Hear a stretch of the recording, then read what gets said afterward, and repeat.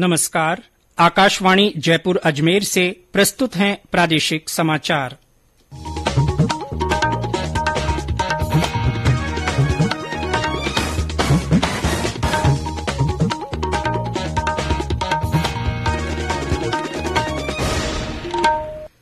मुख्य समाचार।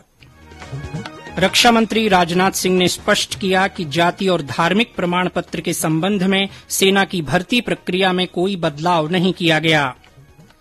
उपराष्ट्रपति पद के लिए विपक्ष की उम्मीदवार मार्गरेट अल्वा ने नामांकन दाखिल किया। वन विभाग जंगलों के बाहर हरियाली बढ़ाने के लिए नया कार्यक्रम शुरू करेगा। 1 साल में 5 करोड़ पौधे लगाए जाएंगे।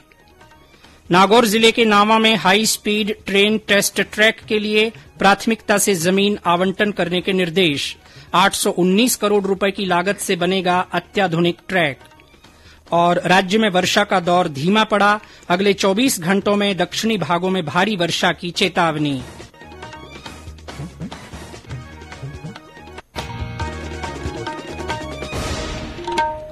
समाचारों के साथ मैं जितेंद्र सिंह पूनिया। और अब समाचार विस्तार से। रक्षा मंत्री राजनाथ सिंह ने आज स्पष्ट किया कि जाति और धार्मिक प्रमाण पत्र के संबंध में सेना की भर्ती प्रक्रिया में कोई बदलाव नहीं किया गया है।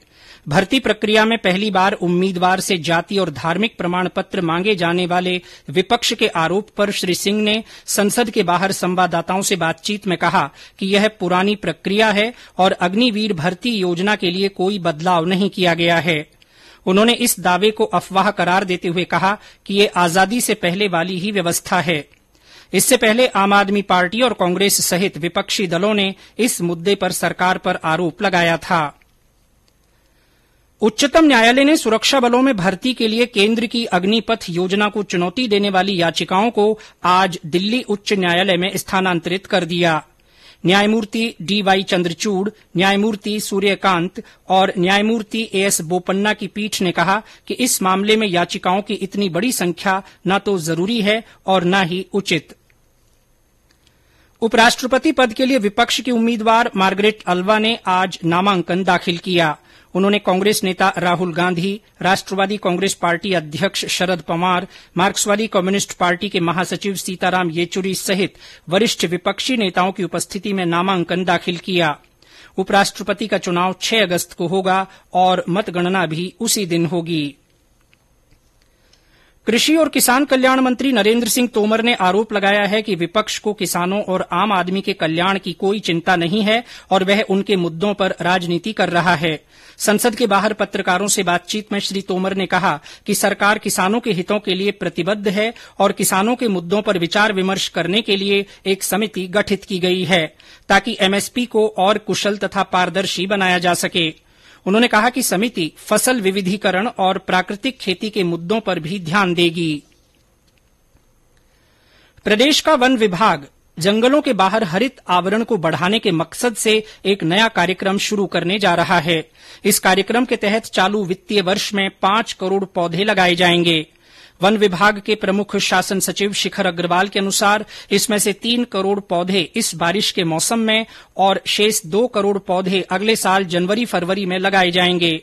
इससे अगले साल बारिश के मौसम में 3 करोड़ पौधे 1 साल के तथा 2 करोड़ पौधे 6 माह की आयु के उपलब्ध होंगे। इनमें से 1 करोड़ पौधे शहरी क्षेत्रों के लिए उपलब्ध कराए जाएंगे। 1 करोड़ पौधे ओरण, गोचर और चारागाह भूमि में उपयोग किए जाएंगे। शेष 3 करोड़ पौधे लोगों को बहुत कम कीमत पर उपलब्ध कराए जाएंगे। वन विभाग ने इस मानसून में 56,000 हेक्टेयर से अधिक भूभाग में पौधारोपण करने का लक्ष्य निर्धारित किया है। पिछले साल की तुलना में इस साल करीब 20,000 हेक्टेयर अधिक भूभाग में पौधे लगाए जाएंगे। पिछले साल 34,000 हेक्टेयर में पौधे लगाए गए थे। वन विभाग के प्रधान मुख्य वन संरक्षक विकास एस.के. जैन ने बताया कि 56,000 हेक्टेयर में करीब 1 करोड़ पौधारोपण होने का अनुमान है। इसके अलावा आम नागरिकों को निजी और सार्वजनिक स्थानों पर लगाने के लिए 1 करोड़ पौधे बांटे जाएंगे। कृषि और पशुपालन विभाग की ओर से कल पूरे राज्य में विशाल पौधारोपण कार्यक्रम आयोजित किया जाएगा। इसके तहत विभाग के सभी कार्यालयों, फार्मों तथा पशु चिकित्सालयों में 21-21 पौधे लगाए जाएंगे। इसी तरह पशु चिकित्सा उपकेन्द्रों पर 11-11 छायादार पेड़ लगाए जाएंगे। हाड़ौती संभाग में रामगढ़ के बाद मुकुंदरा नेशनल पार्क में भी जल्द ही बाघ की शिफ्टिंग की जाएगी। सहायक वन संरक्षक अनुराग भटनागर ने बताया कि एनटीसीए की अनुमति के बाद मुकुंदरा में इस महीने के अंत तक बाघ की शिफ्टिंग की संभावना है। वहीं अक्टूबर तक टाइगर सफारी शुरू करने की तैयारी की जा रही है। सफारी के लिए 4 रास्ते बनाए जा रहे हैं। इसके लिए जल्दी ही निविदाएं आमंत्रित की जाएंगी। राष्ट्रीय टीकाकरण तकनीकी सलाहकार समूह के कोविड कार्य बल के अध्यक्ष डॉक्टर एनके अरोड़ा ने कहा है कि लोगों को एहतियाती खुराक की जरूरत है, क्योंकि कोरोना वायरस के प्रति सुरक्षा में कमी आ रही है। उन्होंने कहा कि एहतियाती खुराक को मिशन मोड में आगे बढ़ाया जाना चाहिए, क्योंकि कई देशों में संक्रमितों की संख्या बढ़ रही है। डॉक्टर अरोड़ा ने कहा कि अभी महामारी का प्रभाव कम है और लोगों के मन में इसके प्रति ढिलाई भी है, लेकिन हमें यह सुनिश्चित करने की जरूरत है कि हम पूरी तरह से सुरक्षित हैं। प्रदेश भर में कोविड की एहतियाती खुराक के लिए टीकाकरण जारी है। झालावाड़ जिले में 56 चिकित्सा संस्थानों पर टीकाकरण किया जा रहा है। नागौर जिले में कोविड की प्रिकॉशन डोज लगाई जा रही है। मुख्य चिकित्सा और स्वास्थ्य अधिकारी डॉक्टर रत्नाराम बिडियासर ने बताया कि ग्रामीण इलाकों में भी लोगों को एहतियाती खुराक दी जा रही है। 18 से ऊपर वाले सभी जिनको सेकेंड डोज लगे हुए 6 महीने या 6 महीने से ज्यादा हो गए, उनको हम बूस्टर डोज लगा रहे हैं, प्रिकॉशन डोज लगा रहे हैं। जो हमारे नागौर सिटी में लोहारपुरा, दवेनगर और ओल्ड पीएमओ में सभी जगह लगा है, अर्बन में, और बाकी रूरल में सभी सीएचसी पीएचसी पर ये डोज लगा है। बाड़मेर जिले के आदर्श धारासर के रहने वाले जोगेंद्र गोदारा ने प्रिकॉशन डोज लगवाने के बाद पात्र लोगों से कोविड का एहतियाती टीका लगवाने की अपील की है। मैं जोगेंद्र गोदारा आदर्श धारासर बाड़मेर से हूं। मैंने कोरोना महामारी से बचने के लिए कोवैक्सीन की दोनों डोज निश्चित अंतराल पर लगा ली हैं। साथ ही सरकार द्वारा प्रदत्त तीसरी प्रिकॉशन यानी बूस्टर डोज भी मैंने लगवा ली है। मैं आप सभी श्रोताओं से अनुरोध करना चाहता हूं कि आप भी कोरोना महामारी से बचने के लिए तीनों डोज अवश्य लगवाएं। ये समाचार आकाशवाणी जयपुर अजमेर से प्रसारित किए जा रहे हैं। अब हर घर की छत पर शान से फहरेगा तिरंगा, गुनगुनाए जाएंगे नव विकास के गीत। आन बान शान का प्रतीक राष्ट्रध्वज तिरंगा। आइए आजादी के अमृत महोत्सव के पावन अवसर पर इस स्वाधीनता दिवस हर घर फहराते हैं तिरंगा और लेते हैं भव्य और सशक्त भारत के निर्माण का संकल्प। आइए हर घर फहराएं तिरंगा।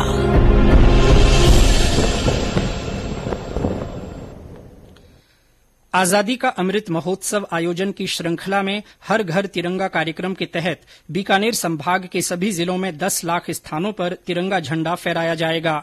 संभागीय आयुक्त डॉक्टर नीरज के पवन ने बताया कि बीकानेर जिले में 4 लाख तथा श्रीगंगानगर, हनुमानगढ़ और चूरू जिले में 2-2 लाख स्थानों पर तिरंगा झंडा लगाया जाएगा। हर घर तिरंगा कार्यक्रम के तहत ग्राम पंचायत स्तर तक व्यापक जन सहभागिता सुनिश्चित की जाएगी। जिला परिषद की मुख्य कार्यकारी अधिकारी ने सभी विकास अधिकारियों को इस बारे में निर्देश दिए हैं।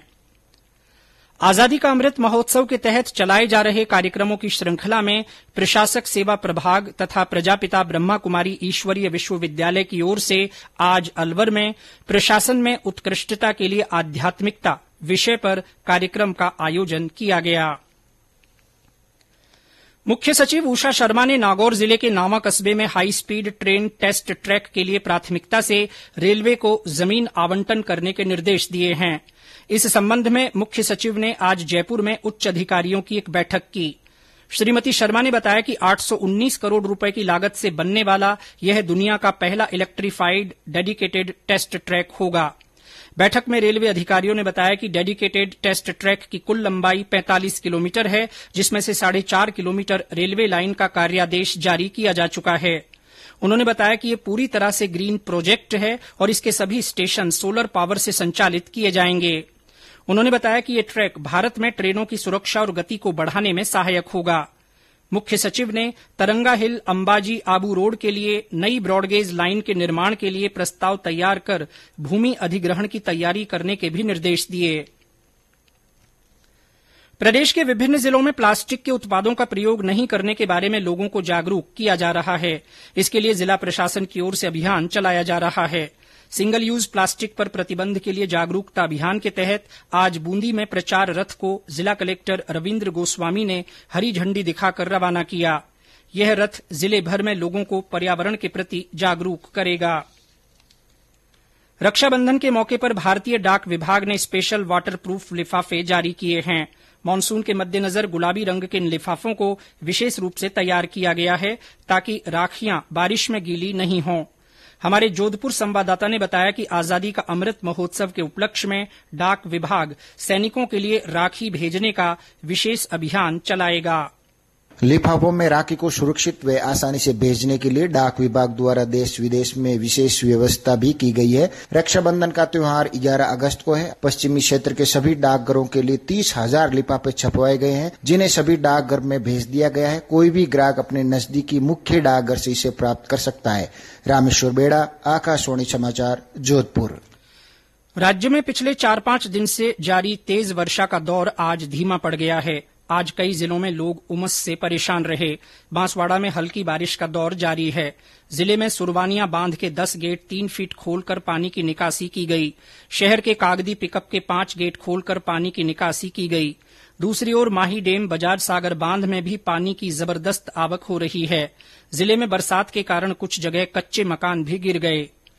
उदयपुर में आज सुबह से ही रुक रुक कर तेज बारिश हुई। इससे पिछोला झील में पानी की आवक शुरू हो गई। टोंक में लोग उमस से परेशान रहे। जयपुर, बारां और बीकानेर में भी लोग गर्मी और उमस से बेहाल रहे। मौसम विभाग के निदेशक राधेश्याम शर्मा ने बताया कि अगले 24 घंटों में राज्य के दक्षिणी भागों में भारी से अति भारी बारिश के आसार हैं। उदयपुर को छोड़कर बाकी सभी संभागों में अगले 3-4 दिन हल्के से मध्यम दर्जे की वर्षा जारी रहेगी।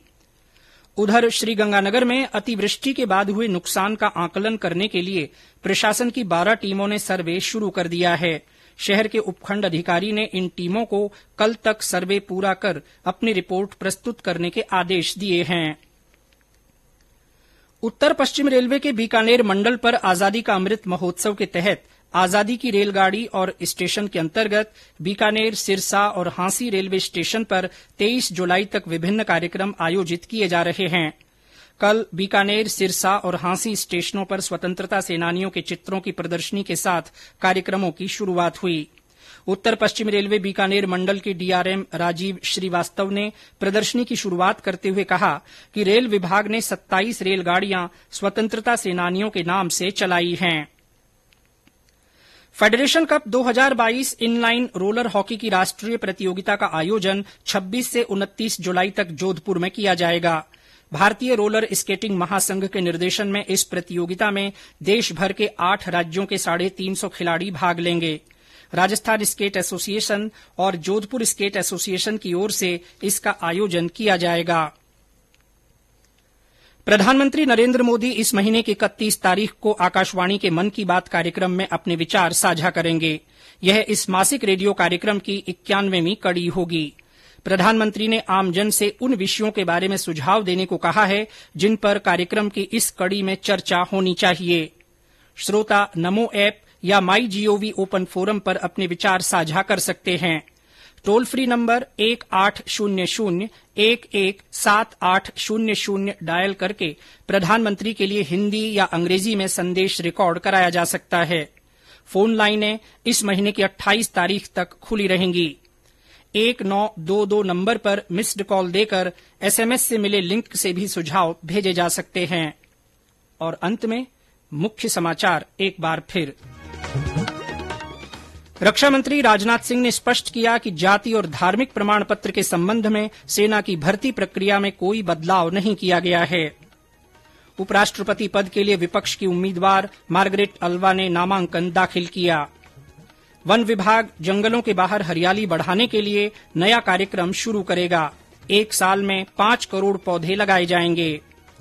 नागौर जिले के नावा में high speed train test track के लिए प्राथमिकता से जमीन आवंटन करने के निर्देश दिए गए हैं। 819 करोड़ रुपए की लागत से अत्याधुनिक ट्रैक बनेगा। और राज्य में वर्षा का दौर धीमा पड़ गया है। अगले 24 घंटों में दक्षिणी भागों में भारी वर्षा की चेतावनी है। इसी के साथ प्रादेशिक समाचार बुलेटिन समाप्त हुआ। नमस्कार।